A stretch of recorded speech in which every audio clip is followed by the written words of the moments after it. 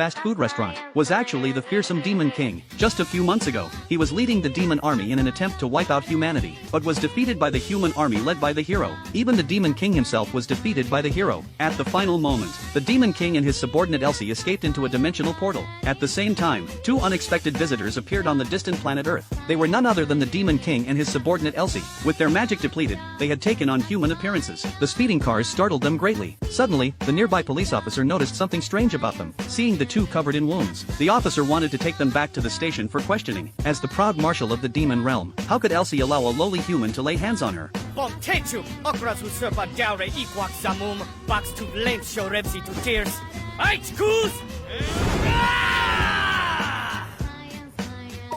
Okay, you two.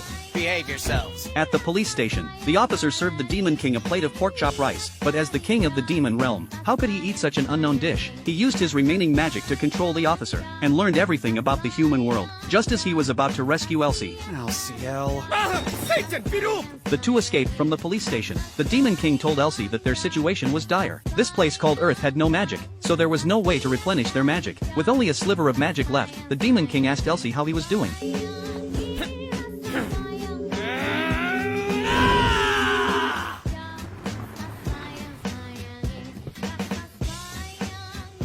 Looks like it worked, sire.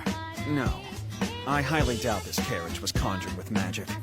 They wandered the streets, and with no other choice, decided to survive by human rules for the time being. The Demon King used all his strength to control a woman, and had her issue them identification documents. Then they used the money stolen from the police to open a bank account. Finally, they found a new Demon King castle through a real estate agent. Although the house was run down, it was still better than living on the streets. However, the rent cost them all their money. Now they needed to find a job. Curses did it wrong again. You idiot! Resume forms do not grow on trees, you know. Okay, new name is Sadao Mao. And mine, Shiro Ashia. Do you find this name strange, sire? It's a little late to ask that now. We've already made both our IDs. So the Demon King became an employee at a fried chicken shop called Shuanli. Gradually, he fell in love with the job. His biggest dream now is to make the store sales #1 in the region. One day, while working, an accident occurred. The fry machine suddenly broke down. If this continued, his dream would surely be shattered. Should I use magic? It's kind of an emergency.